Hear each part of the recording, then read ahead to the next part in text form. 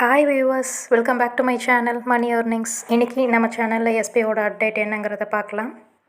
யூடியூபர்ஸ்க்கான ஒரு விஷயந்தான் இது. எஸ்பிஓ கம்பெனிக்காக யூடியூப் சேனல் நடத்துகிறவங்களுக்கான அட்வைஸ் இது. ஏற்கனவே சங்கர் சார் ஆடியோவில் சொல்லியிருக்காங்க, யூடியூபர்ஸ்னால் அவங்களுக்கு தனி பொறுப்பு உண்டு. அந்த பொறுப்பை, அந்த கடமையை அவங்க கரெக்டாக பண்ணணும். சேனலில் எந்த விஷயத்தை பற்றி பேசுகிறாங்கங்கிறது ரொம்ப இம்பார்ட்டன்ட். 2 days பேக் ஒரு ப்ராப்ளம் க்ரியேட் ஆகிருக்கு. இந்த பார்ட் டைம் ஜாப் பற்றின இன்ஃபர்மேஷன் கொடுக்குற யூடியூபர்ஸ் மேலே ஒரு ப்ராப்ளமும் ஒரு க்ரியேட் ஆகிருக்கு. அது வேறு ஒரு கம்பெனி, அது அவங்களோட பிரச்சனை. இருந்தாலும் நீங்கள் எஸ்பிஓக்காக ஒர்க் பண்ணுற யூடியூபர்ஸ், நீங்கள் நிறைய கம்பெனிகளுக்கு முழு உத்தரவாதம் கொடுக்குறீங்க. அப்படி செய்யவே கூடாது. அது எஸ்பிஓ கம்பெனியேவா இருந்தாலுமே நீங்கள் முழு உத்தரவாதம் எதுக்கும் 100% ஷூரிட்டி நீங்கள் எதுக்குமே கொடுக்கக்கூடாது. ஒரு ஜாப் பற்றின பிளானை நீங்கள் எக்ஸ்பிளைன் பண்ணுறீங்கன்னா அது ஒன்றும் ப்ராப்ளம் கிடையாது. இந்த மாதிரி அப்டேட்ஸ் வந்திருக்கு, அந்த மாதிரி அப்டேட்ஸ் வந்திருக்கு, இந்த மாதிரி விஷயங்களை ஷேர் பண்ணிக்கிறதுல ஒன்றும் பிரச்சனை கிடையாது. ஆனால் 100% ஷூரிட்டி யாருமே எந்த கம்பெனிக்காகவும் கொடுக்கக்கூடாது.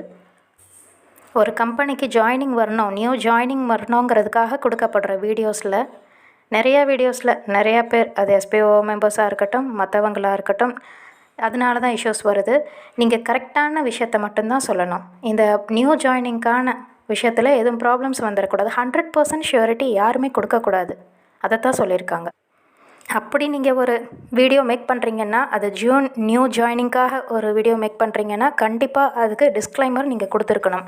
அந்த டிஸ்க்ளைமரில் என்னவாக இருக்கணும், இது என்னுடைய கருத்து மட்டும்தான், எனக்கா இது பிடிச்சிருக்கு, இது என்னுடைய கருத்து வெளிப்பாட்டை மட்டும்தான் நான் சொல்கிறேன், விருப்பம் உள்ளவர்கள் ஜாயினிங் கொடுக்கலாங்கிறத நீங்கள் கண்டிப்பாக மென்ஷன் பண்ணணும். யார் வேணாலும் ஜாயின் பண்ண, 100% ட்ரஸ்டட், இப்படிலாம் நீங்கள் யாருமே சொல்லவே கூடாது. அதான் சொல்லியிருக்காங்க டிஸ்க்ளைமரில். இது என்னுடைய கருத்து மட்டும்தான், எனக்கு பிடிச்ச கருத்து மட்டும்தான், இது நான் சொல்கிறது மட்டும்தான், விருப்பம் உள்ளவர்கள் ஜாயின் பண்ணலாம் அப்படிங்கிறத மட்டும்தான் நீங்கள் மென்ஷன் பண்ணணும். வேறு எதுவும் அவங்கள கம்பல் பண்ணுற மாதிரியான விஷயங்கள், அடுத்தவங்களை கம்பல் பண்ணி ஜாயின் வைக்கிற மாதிரியான விஷயங்கள் நீங்கள் எப்போவுமே செய்யக்கூடாது. நிறைய யூடியூப் சேனல்ஸ் அழகான டிஸ்க்ளைமர்லாம் அழகாக ரெடி பண்ணி அப்புறம் அவங்க வீடியோ போடுறாங்க. அதெல்லாம் நீங்கள் எல்லாத்தையும் ஒரு தடவை உங்கள் கிளாரிஃபிகேஷனுக்காக தான் நீங்கள் ஒரு தடவை பார்த்துட்டு அதுக்கப்புறமா நீங்கள் வீடியோ மேக் பண்ணுங்கள். நீங்களும் அழகான டிஸ்க்ளைமர் வைங்க. எல்லாருமே வீடியோ மேக் பண்ணிடலாம், அது ஒரு பெரிய விஷயம் இல்லவே இல்லை.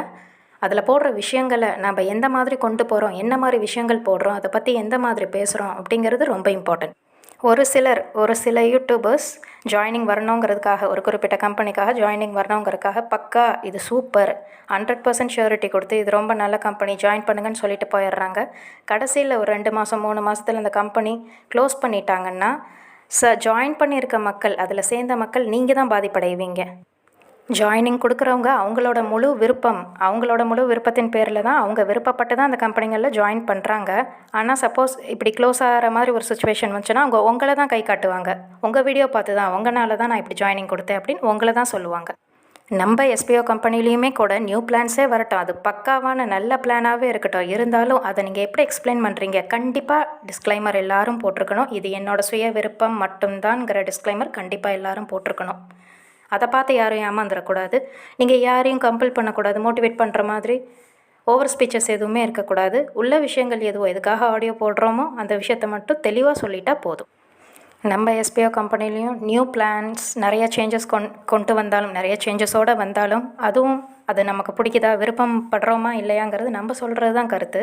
நம்ம கருத்துகள் கேட்டபடி எஸ்பிஓ மாற்றவும் செய்வாங்க. அது எல்லா கம்பெனிலையும் நடந்துடாது, எஸ்பிஓவில் மட்டும்தான் நடக்கும். மாற்றிக்குவாங்க நம்ம விருப்பப்படி.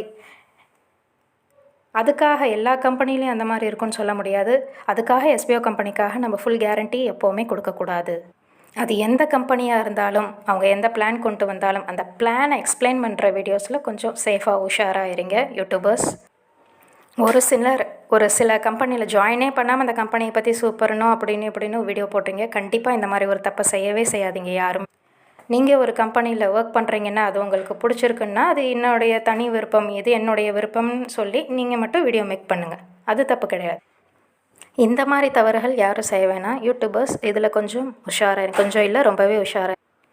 நீங்கள் ஒரு கம்பெனியில் ஜாயின் பண்ணியிருக்கீங்கன்னா அந்த கம்பெனியோட ப்ரூஃப் உங்கள் கிட்ட எல்லாமே இருக்குன்னா கரெக்டாக சேஃபாக நீங்கள் அதை கரெக்டாக மெயின்டைன் பண்ணுங்கள்.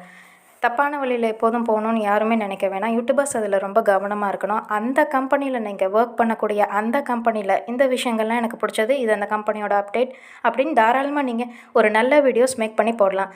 ஜாயினிங்கே இல்லாத ஒரு கம்பெனியை பற்றி கண்டிப்பாக நீங்கள் யாரும் பேசவே கூடாது. ஸோ யூடியூபர்ஸ் கவனமாக இருங்க. நீங்கள் ஒரு கம்பெனியில் ஜாயின் பண்ணியிருக்கீங்க, அதோட பிளானை நீங்கள் எக்ஸ்பிளைன் பண்ண போகிறீங்கன்னா ரொம்ப கவனமாக தெளிவாக அதில் என்ன விஷயம் சொல்லியிருக்காங்களோ அதை மட்டும் ரொம்ப உஷாராக நீங்கள் பிளான் எக்ஸ்பிளைன் பண்ணுங்கள்.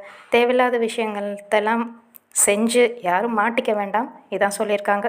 நோட்டீஸ் போர்டோட ஆடியோ அதுவும் இம்பார்ட்டன்ட் ஆடியோ தான். கண்டிப்பாக SPO members notice board audio கேட்கலன்னா கண்டிப்பாக நோட்டீஸ் போர்ட் ஆடியோ கேட்டு தெரிஞ்சுக்கோங்க. ஃபுல் இன்ஃபர்மேஷன் நோட்டீஸ் போர்ட்டில் தான் இருக்கும். அதோடைய சின்ன சின்ன விஷயங்கள் தான் நான் என் வீடியோவில் சொல்கிறேன். ஸோ என்னோடய சேனலை நீங்கள் இப்போ தான் ஃபர்ஸ்ட் டைமாக பார்க்குறீங்கன்னா என் சேனலை சப்ஸ்கிரைப் பண்ணிக்கோங்க. பக்கத்தில் இருக்க பெல் சிம்மில் கிளிக் பண்ணிக்கோங்க. அப்போ தான் நான் போடுற எல்லா ஆடியோவும் வீடியோவும் உங்களுக்கு நோட்டிஃபிகேஷன்ஸாக வந்து கிடைக்கும். தேங்க்யூ.